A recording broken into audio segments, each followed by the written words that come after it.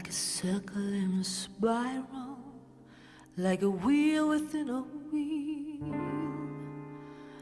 never ending or beginning, like the circles that you find in the windmills of your mind.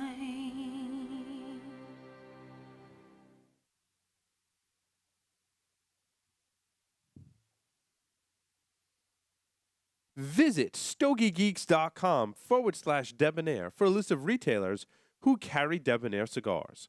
Buy some today and get a little more Debonaire. Welcome back, everyone, to the Stogie Geek Show. This is our Debonaire Ideal segment for this evening, where Will and Phil, you guys want to talk about boxing. And like I said, in preparation, I went back and I watched Rocky 3. My wife watched it with me. It was awesome. My kids were watching it. Great movie. Great movie. It's, you just can't go wrong with Rocky.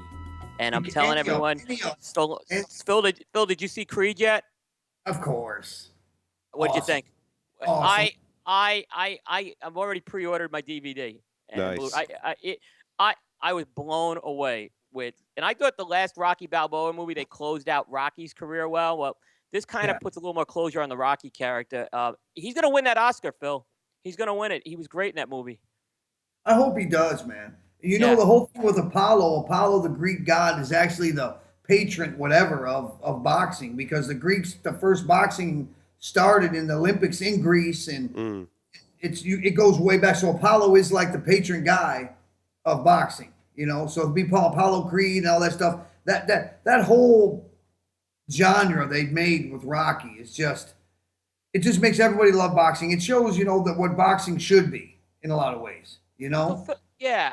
And Phil, that's a really good point. How did a debonair guy like you get into boxing? Because when I found out you were a boxing fan, I've been wanting to do a segment probably for 2 years because you're a boxing fan, and I'm a huge boxing fan. I love boxing because I moved a lot as a kid, and organized sports were difficult to really become ingrained into. And there was some years where I moved to 3 schools, So boxing, it was kind of it's a one-man sport. Of course, you got trainers and everything, and the boys' clubs in America, the Ys, and then any gym, even martial arts studios. So I did a lot of different kind of martial arts just because they had heavy bags and it was a place you could go spar and work out and stuff. But I've always been a boxer, and my dad was a boxer in the military, and I just grew up around it, and I just always liked it. I attribute a lot of my, what I do in life to boxing because you just count on yourself. You can have the best trainer, the best nutritionist, the best strength and conditioning coach, but in the end, it's you in that ring. If you didn't run enough, if you didn't hit the bag enough, if you didn't give it your all, that one extra round in the gym or that one extra set on the bag, and you lose, and it's up to you. So it's a real, definition of life kind of thing. You always count on yourself. You need to have a very adjusted self-esteem and ego, but it's just how you have to build your own persona and just believe in yourself. And that's what boxing really does. Any guys that boxed and that are, in life, you can see that it relates into a lot of things, boxing, Yeah, I think it's interesting when you just said that, Phil, that when I teach my kids about that stuff, right, I really get to thinking about how it's about how you perceive yourself, the confidence you have in yourself, how there's very much a physical aspect to it, but there's also like a technical aspect to it as well. And that's what my martial arts teacher would always teach me and be fascinated by, is like some of the technical aspects that you have to balance with the physical aspect and with the just mental attitude, confidence aspect of it as well. And like you said, I think it very mirrors life, right? You get all those different things going on, and to do it well, you really got to master a lot of different things, including the confidence you have in yourself, the technical things. I got 2 boys at home, so they're always fighting, right? And so I'm like, all right, put the gloves on, and we're gonna do the technical things. And it's cool to see them kind of latch on to that and have friendly sparring matches and stuff. It is, and it's how to control violence and how to control aggression. Yeah. And a lot of different things, and it shows you, hey, you know what? There's a consequence to things, and I have 2 boys too at home, and they get into it all the time. But it's like, I'm like, well, you know what? If you guys, we're going to get into it with me, I mean, it's like, let's not bring it to the level where mom's got to get involved and they're screaming matches and stuff. Right. Because then, because I'm siding with mom. I mean, you guys are. I ain't getting in that. Like, And then yeah. they always Like, that's the fight you never can train enough for. Right. You'll never. Oh yeah. No way. And my boys are always like, how come we can never like hit daddy? Like, what is up with that? Like, it's all three of those things combined together. Yeah. And I'll hit you back, and that's why you don't want to hit dad. Right. Exactly. But the Rocky movies are interesting when we relate it back to cigars. In a lot of those Rocky movies, when I go back and watch them, there's a lot of cigar smoking. Like even the guys on the side of the ring will have. It was like a big Lancero hanging out of his mouth, and Paulie always has a cigar. Oh yeah. Yeah. Paulie always had the cigar. He had a Candela cigar. I noticed in the White Rocky. they were always white owls. They're always white owls. Yeah. I thought that was a big thing back in the day, man. I mean, you could smoke everywhere. I mean, it was like a cloud. Johnny Drew's dad, Gary, he tells stories about how his dad was huge into fights, and he can remember some of his first memories going into the Felt Forum, like Madison Square Garden, or I forget the other one he told me.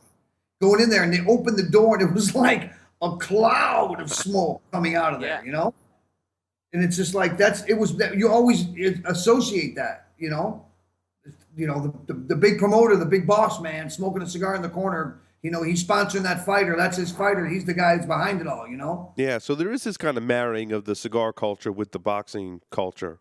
Absolutely. That goes way back. Yeah, typically, there's always one or two big fights a year, and we can't usually watch them at a cigar store because the pay-per-view is too expensive. But we'll usually try to find one guy where we can get the TV in the garage or on the patio, and it will create a cigar night. Again, more reason for people to get together, have conversation, and then watch that fight. So there is absolutely a debonair aspect to that. Absolutely. There is. That's like Derek Matthews. I watched the Pacquiao and Mayweather fight with him in Texas. We did an event. You turned me on to those guys, and they've done great for me. They're great people. So we ended up going back to his buddy's house next door, sitting in his patio, watching the fight, eating pizza and smoking cigars. And it was just great, I'm pretty sure I asked Derek if you were watching if he was watching the fight, because I knew the fight was that night you were in Texas. I'm pretty sure I did ask about it. He said, "Oh yeah." So that's funny. Now, Phil, do you sponsor a boxer? I have a guy here named Diego Debonaire Ideal that I sponsor full time, and I've done co-sponsorships and stuff with Edwin La Bomba Rodriguez before. He was out of Worcester. I got another guy named Ivan Redketch. I've done a couple things with him. We sponsor an MMA guy out of Texas, Chris Jones, Lionheart. Great guy. We do some stuff with him, and I'm always looking for stuff. But the kid I got here, I'm actually trying to change his life and I fund his whole life, and I'm about to send him to Mexico again, and we're trying to get him some more fights and then bring him up, and then get him to the States and try to get him to be world champ. I mean, that's the whole thing. You want to get them to be world champ, Right. That's everything. If you're not trying to be world champ, stop. It's not worth it. Yeah, I know that, in Drew Estate sponsors Chocolatito. Yeah. And let me tell you, folks have not seen this guy fight. He's a flyweight. He's the best pound-for-pound boxer in the world. This guy, he is the next superstar in boxing, and he's everything good about boxing. Nicaragua's gotten totally behind this kid. Oh, big time. Yeah, man. Roman Gonzalez. Yeah, he's an amazing guy. He's because he's such a small guy. Yeah. It's amazing. He's like super flyweight. Yeah, and the flyweights and I actually am geeky enough. I've followed flyweights for 30 years, but it's never really caught on because we usually don't have an American fighter. But Chocolatito seems to be capturing that international audience right now because he's that good. So I think, and I envision him he'll move up the bantamweight at some point because there'll be more money. But he's really something special to watch. And Johnny, I was messing with the fighters, and they got that guy, and that's like a real champ. He's like your world champ many times over. Yeah, and he comes in. Man, damn it, Johnny! He's like, we got a real one. When he was on HBO, the night he was on HBO, everyone in the cigar industry, it didn't matter what company they were, they saw the logos on the shorts and the robe and the photos. It was photo bombing on social media that night, and it was really good to see that. It didn't matter what company it was. Everyone got behind him because it was a cigar company on there. I'm going to talk to those guys there now with Drew Estates. I'm going to try to get on that too. I mean, that guy, I like him. I've met him. He's a great guy. Jesse Flores, the main guy from Subculture, he knew the manager of him for a long time, and that's how they got hooked up with him. And it's like, I mean, he's a superstar. I mean, he's a real champion. He's a world champion. You know, He's legit. I mean, he's the best fighter out of Nicaragua since Arguello, who he's a legend, obviously, in Nicaragua. But he's Absolutely. probably. He's getting there, man. Oh yeah, he's you haven't, like I said, he's just really catching on right now. So, who as a fight fan, who is your favorite boxer? Rocky Marciano, Okay. bar none, the best. Yeah, I would. Amazing. I mean, you got Ali. I loved him. I mean, Hearns, Hagler, amazing. Sugar Ray, Leonard, great. I mean, I grew up in an era when I was young enough, but my dad was around the gaming industry so much that I was around a lot of fights. My dad had some fighters in the stable, Jaime Garza and some guys. The guy trained me. His name was Vinny Curto. He's from East Boston, famous guy. I mean, he was a bodyguard for Frank Sinatra and bodyguard for Sly and everything. And he trained me. He was real good, But still, Marciano to me, something special about him. Maybe because I'm Italian and whatever, but you can't argue the fact that the guy was just something amazing, Oh yeah, and he did something rare. He retired undefeated, which it may not seem, it's a rarity as a champion. I think I'm not 49 fights undefeated, but 41 knockouts or something. It was some insane number, Yeah. I mean, he was crazy, Larry Holmes could have walked away tying him, and he did take those two fights with Spinks at the end, and he lost them both. But Larry Holmes was almost there, and I always like, he had to win one more. He had to win one more. He lost that first fight to Spinks, and it was pretty controversial too. Hey, do you guys know the boxer from Rhode Island? Do any of you guys know the famous boxer from Rhode Island? I know it. What, Fredo? No. You know it, Will. Vinny Pazienza. Vinny Pazienza. Pazienza, the Tasmanian Devil. He was the Rhode Island boxer that got famous. Cranston. At Cranston. When I was 13 to like 22, I grew up in Cranston. So what was really cool about Vinny, and this was back, you're going in the 80s, Vinny fought a lot on Saturday afternoon. He had those Saturday, so you got to see him a lot because that's when boxing was on Wide World of Sports and things like that, and NBC. So I watched a lot of Vinny fights. He was a gritty fighter. Yeah, it wasn't a very nice person, from what I've heard. I've heard that as well. Yeah, I heard he wasn't very debonair. He is not very debonair. Yeah, but he's like the Rhode Island famous fighter. Yeah. Well, cool.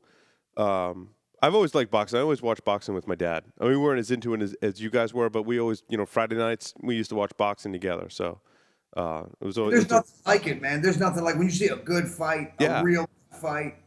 There's nothing like it. And I mean, did you see that Southpaw movie? That was great. Oh, I got to see that. Oh, it's good. It's good. It's emotional, man. It's good. And he did a good job, Gyllenhaal. I don't care what anyone says. I heard some critics say stuff, but he got in shape. He looked like a fighter. It was crazy. It really portrayed a lot of how some of these fighters are really not. They come from nothing, and they fight their way out. You know what I mean? And the guys who stay okay are the ones that got good people around them, and of course the ones that don't. You got a real weird element in boxing. Still to this day, it's really controlled. There's Al Heyman. There's DeBello Entertainment. There's 2 or 3 guys that that they run it, man. They run it. Don King. They run it all, man. You ain't getting nowhere unless you're with them. And I don't care how good you are, you ain't getting nowhere. Oh, yeah. Hey, really quick, speaking of fighting, what do you guys think of the Ronda Rousey thing? She's been all over the news. What's your take on that? She got knocked out. She was too overconfident, and she didn't prepare for that fight. And I'm just wanted the rematch to be great. I just can't wait to see that. I heard the rematch is coming. Of course it's coming. There are going to be a couple more paydays for that girl, and she'll fight again. And we'll see. She got to up her boxing game. That girl was a champion boxer. She just whipped her ass, Yeah. And that was it. But Ronda's background is Brazilian Jiu-Jitsu, right? Brazilian Jiu-Jitsu and I think Jiu-Jitsu, and then I think, mostly Jiu-Jitsu. Yeah, I think that's where her family trained in. That's when she learned growing up. Yeah. But you got, man, I love the guy, what's his name? O'Connor, the champ right now. He's the Irish guy. He's awesome, dude. He's great for that sport. He's a real mouthpiece. McGregor. What's his name? Greg O'Connor, right? I think it is. He's the UFC fighter. UFC champ guy. Yeah, the big tattoo on his chest, the Irish guy. He's awesome, dude. He just talks mad shit to everybody. It's crazy. It's funny. But he can back it up, right? He's nasty. He's It's nasty. Conor McGregor. Conor McGregor. Conor McGregor. He will just he lights you up, man. He's no punk. John Jones is coming back. I mean, there's some great fighters in UFC too. Don't get me wrong. But the problem is that's controlled like you wouldn't believe. I mean, there's no money in it for those guys at all. It's single. You know, I've people heard talk that. about- I've read articles about that. Yeah. Yeah, people talk about boxing and having the different organizations and stuff like that, and it has caused a problem fragmenting titles. MMA's it's one. It's So one. That's it. there's You're no either in competition. UFC or you're not, right? Yeah, And yeah. and Bellator, it's Bellator and UFC, and that's it. yeah, I always thought boxing was good when there were two. You had the WBA and the WBC. Then once it grew past that, it got too much. But I thought there was a little competition there, and it created some interest there. And hey, IBF is okay. There's the three WBC, yeah, WBC, IBF was the other one. They're U.S. based too. and those are good ones. But then they have all those WBAA and WBCC. And It used They're to worth- be, and you talked. Yeah, you fought for a title meant something 25 years ago. Now you get a title, it's not the same anymore unless you really become an undisputed champion. right, you Yeah. get the Western Caribbean title. It's like, what is that? What? Exactly. well, cool. One step up from a cockfight. I mean, what is? Well, Phil, it's been wonderful having you on the show Thank for both segments. It's been a Thank lot of you. fun. Thank you. I learned a lot about boxing in this segment, which is great.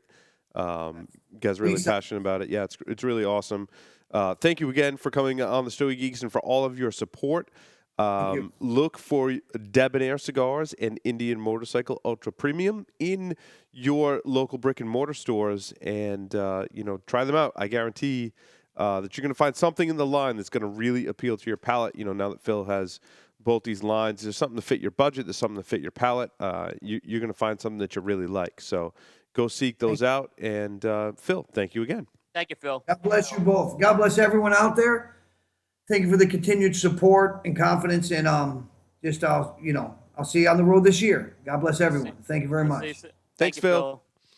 Sir. With that, we're going to take a short break, come back, and talk about our Stogies for this week. So stay tuned. Don't go anywhere. Also, we've got a contest. We're going to give away some Saga cigars. So make sure you stay tuned to the end of the next segment where we will reveal the contest question, and you'll be eligible to win an awesome Saga cigar pack. So stay tuned.